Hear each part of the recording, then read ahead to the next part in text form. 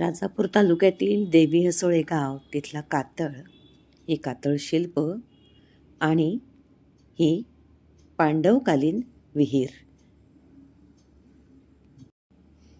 संपूर्णपणे कातळामध्ये खोदलेली ही विहीर अगदी तळापर्यंत आपल्याला पायऱ्यांनी उतरता येतं.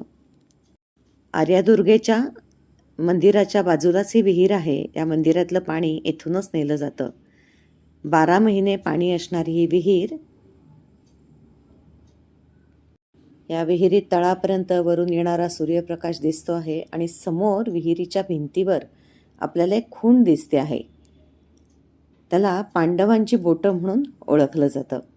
हे खालून वरती दिसणारं आकाश, इथे भेट देणं हा एक सुंदर अनुभव आहे.